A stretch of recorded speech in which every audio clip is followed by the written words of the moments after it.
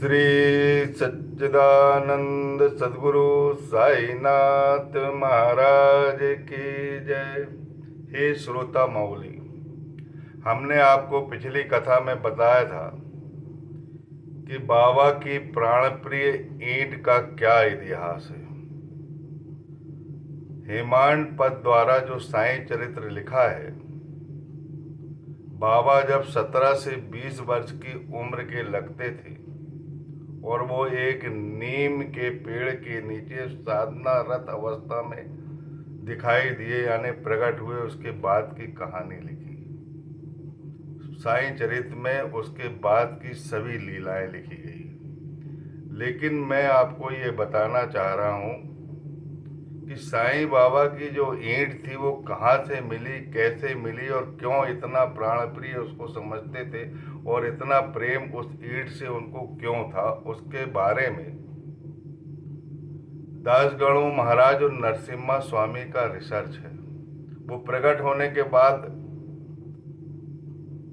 फिर अंतर ध्यान हो गए थे और जंगल में चले गए थे, और चांद पाटिल, जिसको लोग साईं बाबा को चांद मियाँ कहते रहते हैं, एक्चुअली साईं बाबा चांद मियाँ नहीं थे, वो चांद मियाँ, चांद पाटिल जिनको बोलते थे, उनके भतीजी के बारात में पुनः शिरडी आए। और फिर शिरडी को उनने एक खंडहर मस्जिद, द्वारका माई मस्जिद, उसका इतिहास भी मैं बाद में बताऊंगा, पहले भी बताया हूँ, लेकिन और सारगर्भित शब्दों में एक बार एक वीडियो आपके चरणों तक फिर प्रेषित करूंगा, ताकि आपके हृदय में भक्ति और प्रेम बस जाए बाबा के लिए और बाबा आपका कल्याण करें। तो मैं आपको ये बताना चाह रहा था कि फिर बाबा बारात में आने के बाद उनको साईं नाम मिला, और साईं नाम मिलने के बाद उन्होंने शिरडी की द्वारका माई मस्जिद को अपनी कर्म स्थली, धर्म स्थली, बैकुंठ स्थली, सत्य तत्व बोधक स्थली, सबको प्रवचन देना और भगवान के प्रति कैसी आस्था रखना है, कैसा प्रेम रखना है, ये सब पूरी कहानी वर्णित है।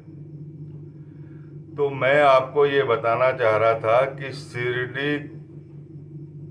शिरडी में जब बाबा द्वारका माई मस्जिद में रहने लगे थे, कहानी यहाँ से प्रारंभ करना पड़ेगा अपने को, तब आपको पूरा समझ में आएगा।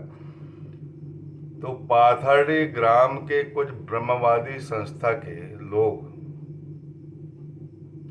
बाबा के बारे में जानना चाहते थे, और बाबा ने अपने अंतर्ज्ञान से समझ लिया कि ये लोग मेरे बारे में जानना चाह रहे हैं कि मैं वाम मार्गी हूं या ब्रह्म मार्गी हूं।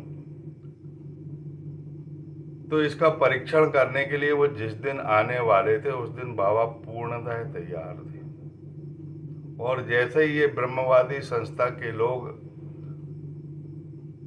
ये जानना चाह रहे थे कि ये वाम मार्गी हैं, और बाबा की द्वारका माई में प्रवेश करते हैं, तो बाबा महलसापति की ओर देखकर बोलते हैं, यह पाथर्डी ग्राम का ब्राह्मण है, शुद्ध ब्राह्मण, एकदम पवित्र ब्राह्मण। इस ब्राह्मण की मस्जिद पर कोई भी वाम मार्गी चढ़ने का प्रयास ना करे और ना ही उसे चढ़ना चाहिए, ये ब्राह्मण की मस्जिद।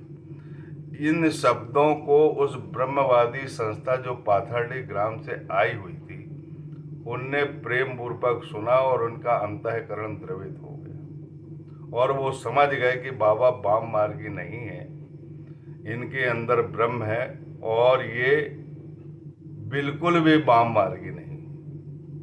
और ये बात दासगणु महाराज को पता लगी कि बाबा ने महलसापति से ये कहा है कि मैं पाथर्डी ग्राम का ब्राह्मण हूँ और मेरे माता पिता ने मुझे एक फकीर को सौंप दिया था। ये साईं चरित्र में वर्णित है, लेकिन अभी की साईं चरित्र में नहीं। 2006 और 2007 के पहले जो साईं चरित्र थी उसमें अध्याय 6 में शायद ये लिखा हुआ है,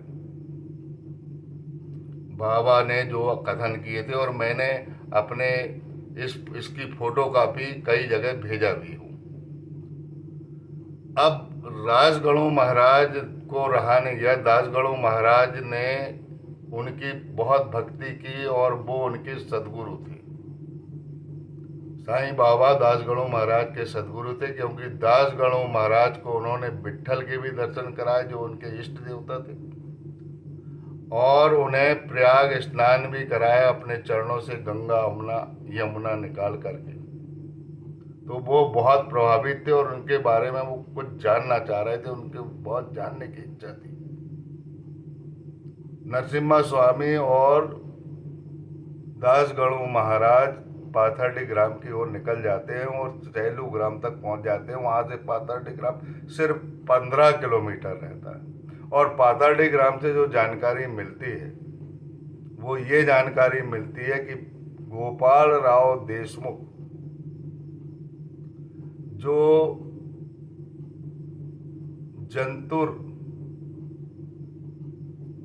जंतुर के पेशवाओं की रक्षा करते थे, मराठा लोगों की रक्षा करते थे। शिवाजी महाराज के बाद उनकी रक्षा का काम गोपाल राव देशमुख ने किया था, जो संत प्रकृति के थे और हिंदुओं के बहुत रक्षक थे। लेकिन इस्लामी नीतियों के कारण पानीपत का तीसरा युद्ध हुआ, उनमें उनकी जो सेना है मराठवाड़ा सेना, उसके प्रमुख थे गोपाल राव देशमुख और वो हार गए। हारने के बाद वो बहुत व्यथित हुए, दुखी हुए और दुखी होने के बाद उनके पुत्र की भी मृत्यु हो गई। लेकिन संत प्रकृति के होने के कारण उन्हें पुत्र की मृत्यु का ज़्यादा शोक नहीं हुआ, हमेशा हरि स्मरण करते थे। फिर भी उनके पास भीड़ लगी रहती थी। इस्लामी नीतियों के खिलाफ उन्होंने शिवाजी महाराज के बाद काम किया और बहुत दुखी होने के बाद वो एक समाधि पे जाते हैं जो सुबाग साय की समाधि रहती है, बहुत सिद्ध समाधि है। वहाँ जाते हैं तो उनके प्रसन्नता के आंसू गिरने लगते हैं, उनका अंतःकरण द्रवित होता है, बहुत आत्मविभोर हो जाते हैं। और वहीं उनके कानों में एक आकाशवाणी सुनाई देती है कि तुम पिछले जन्म के रामानंद हो और तुम्हारे पिछले जन्म का जो कबीर है तुम्हें 5 साल की अवस्था में मिलेगा, तुम उसे ग्रहण कर लेना। ये जानकारी दासगणु महाराज और नरसिम्हा स्वामी सैलू ग्राम में एकत्रित कर रहे हैं। इसके बहुत साल बाद पाथर्डी ग्राम में साईनाथ महाराज का जन्म हुआ एक ब्राह्मण परिवार में, भिक्षुक परिवार में। उनके पिताजी भिक्षा मांगते थे और जीवन यापन करते थे और सबको आशीर्वाद प्रदान करते थे। उन्होंने बोल दिया था कि मेरे मरने के बाद इस बालक को अपनी पत्नी से कह दिया था कि किसी फकीर को सौंप देना, किसी संत को सौंप देना। वो देह त्याग देते हैं और उसके बाद जो है वो बालक को उनकी माँ 5 साल की उम्र रहती है, उसके हाथ में रोटी का पुंगा रहता है और वो किसी फकीर को देने के लिए निकल जाती है। ये जानकारी एकत्रित हो रही दासगणु महाराज और नरसिम्हा स्वामी को, और वो सैलू ग्राम पहुंचती है और वहाँ पर उन्हें गोपाल राव देशमुख मिलते हैं और वो संत प्रकृति उनको महसूस होती है और वो महिला जो हरे कपड़े पहनी थी, हरे कंगन पहनी थी, उस बालक को सौंप देती। पर वो बालक लेने के लिए तैयार नहीं होती, तो तुरंत आकाशवाणी उनके कानों में गूंजती और आंखों से फिर अश्रुधारा बहने लगती कि तुम्हारा कबीर है, तुम इसे ग्रहण कर लो। पहले भी इसकी आकाशवाणी हुई थी, पर वो फिर इसके बाद वो उनको ग्रहण कर लेते हैं। गोपाल राव देशमुख के और भी शिष्य रहते हैं और ये उसको गोद लेकर चातुर्मास के लिए चल जाते हैं जंगल में और बहुत अधिक इनमें प्रेम हो जाता है और इनके प्रेम को देखकर अन्य शिष्य इनसे ईर्ष्या करने लगते हैं। और जब गुरु और शिष्य पास पास में सो रहे थे तो ये अन्य शिष्य ने सोचे कि हम इसका प्राणांत कर देते हैं क्योंकि हमारी इमेज कम हो गई। उन्होंने एक ईंट उठाकर बालक के सर पर निशाना साधा और तेज गति से ईंट का प्रहार किया और वो ईंट जो है सदगुरु के सर पर लग गई, बालक के सर पर नहीं लगी। क्योंकि सदगुरु जो है अपने शिष्य के कष्टों को हरता है, इसीलिए उसे गुरु माता कहा जाता है। मैंने इस वीडियो को पहले बताया भी, सार गर्भित बताना जरूरी है इसीलिए बता रहा हूँ।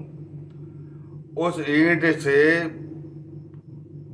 गोपाल राव देशमुख का जो सर है वो लहूलुहान हो जाता है। बालक उठता है, अपने कुर्ते को फाड़ता है और फाड़ने के बाद उनके माथे को पोंछता है और रोने लगता है और कहने लगता है कि तुम मुझे छोड़ दो और अपने शिष्यों के साथ प्रेम पूर्वक रहो।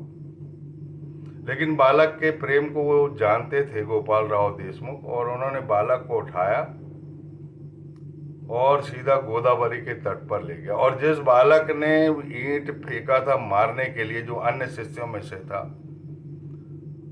जैसे ही गोपाल राव देशमुख के सर पर ये ईंट लगती है तो उसके प्राण चले जाते हैं। लेकिन ये बात की जानकारी किसी को नहीं होती, और गोपाल राव देशमुख जो है साईनाथ महाराज को लेकर गोदावरी के तट पर चले जाते हैं, जो शिरडी के नज़दीक। वहाँ पर वहाँ जाने के बाद एक काली गाय का दूध पिलाते हैं और अपनी शक्तियाँ हस्तांतरित कर देते हैं। इतने में ये सभी शिष्य वहाँ पहुँच जाते हैं और वहाँ पर क्षमा याचना मांगते हैं कि जिस ईंट से हमने प्रहार किया था, जो हमारी गलती है, हमें क्षमा कर दीजिए, हमने ईर्ष्या भाव के कारण ऐसा कर दिया था और उस बालक की मृत्यु हो गई, उसको बचाने की कृपा करें। गोपाल राव देशमुख के चरणों पर गिर जाते हैं वो लोग, पर गोपाल राव देशमुख कहते कि मैंने अपनी शक्तियां इस बालक को हस्तांतरित कर दी, अब मेरे पास कोई शक्तियां नहीं बची, अब इस बालक से प्रार्थना करो। तो बालक ने तुरंत अपने गुरु के चरणों की धूल उठाई और उस बालक, जो मृत बालक है, उसको लेके आए थे, उसके माथे पे लगा दिया, बालक जिंदा हो गया। ऐसा कहा जाता है कि गोपाल राव देशमुख ने, जब उसके बाद गोपाल राव देशमुख ने देह त्याग दी, उनकी देह को वो शिरडी में जो नीम का पेड़ है वहां पर उनकी समाधि बनाई गई, ऐसा कहा जाता है। लेकिन जिस ईंट से साईनाथ महाराज, जो जिनका बाद में साई नाम मिला है, उस बालक, जिस ईंट से उस बालक के प्राण लेना चाहते थे, पर वो ईंट बालक के सर पर ना लग करके गोपाल राव देशमुख के सर पर लगी, और उस ईंट को उस बालक ने उस ईंट से प्रेम कर लिया और उसे ये मान लिया कि इस ईंट के कारण ही मेरे सदगुरु की, मेरे गुरुजी के प्राण गए, उसमें उनके प्राण वापिस आ जाते हैं उस ईंट में। और उस ईंट को लेकर वो शिरडी के जो नीम का पेड़ है उसके नीचे गौमुखी एक गुफा है, उस गुफा में उस ईंट के चारों तरफ दिए जलाकर प्रार्थना करते।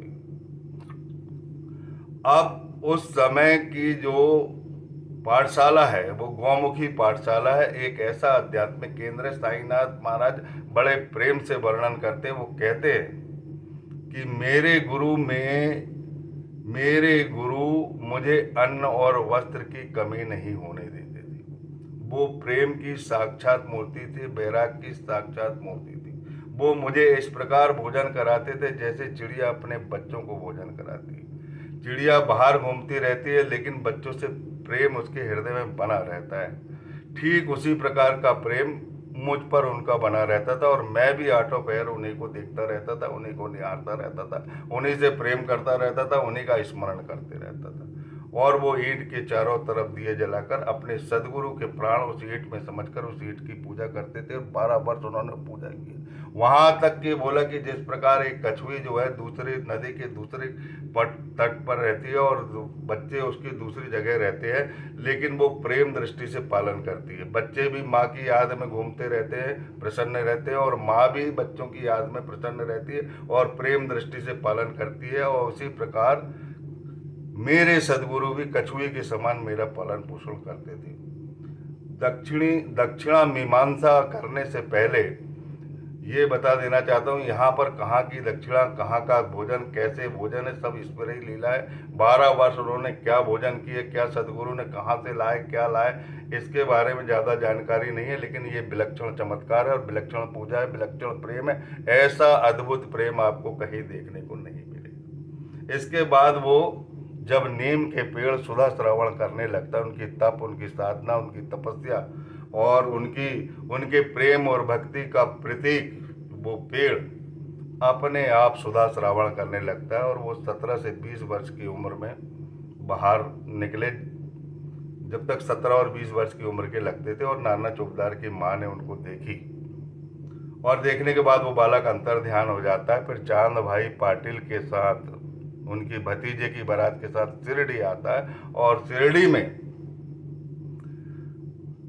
60 वर्ष अपने इस ईंट से प्रेम करते थे और उपदेश देते थे, भक्तों को भक्ति और प्रेम सिखाते थे और दान और पुण्य के बारे में सिखाते थे और किस तरह ईश्वर की आराधना करते थे, वो सारी शिक्षा उन्होंने वहाँ पर दी। ये इस प्रकार की कहानी है जो उसमें नहीं लिखी गई है साईं चरित्र में, और साईं चरित्र में लिखी भी जाती, दासगढ़ू महाराज अगर कुछ चीज़ें उनको दे देते नरसिम्हा स्वामी, तो हेमाडपंत इसको जरूर लिखते, क्योंकि उन्होंने बहुत कोशिश की है लिखने के लिए। और शायद मुझे ये लगता है कि उनका बाल्यकाल जीवन का जो इतिहास है वो दासगढ़ू महाराज के सौभाग्य में था, जो आपके चरणों में भेजा हूँ। कृपया उसको आत्मसात कीजिए और सदगुरु जैसे साईनाथ महाराज अपने सदगुरु को ईंट से प्रेम करते थे, ऐसे ही साईं चरित्र से प्रेम करना सीख जाइए। आपका सर्व कल्याण हो जाएगा, पूर्ण वेदना मिट जाएगी, सब कुछ ठीक हो जाएगा, सब पार लग जाएंगे, भवसागर से पार लग जाएंगे। भक्ति क्या है, प्रेम क्या है, श्रद्धा क्या है, सबूरी क्या है, ये सब आप जान जाएंगे। बोलिए सच्चिदानंद सदगुरु साईनाथ महाराज की जय। अगली कथा में हम दक्षिणा मीमांसा पर आएंगे और आप ये समझ गए होंगे कि इनके पास दक्षिणा का कोई महत्व नहीं है, लेकिन दक्षिणा कैसे प्रारंभ हुई उसके बारे में हम आपको जरूर बताएंगे। बोलिए सच्चिदानंद सदगुरु साईनाथ महाराज की जय।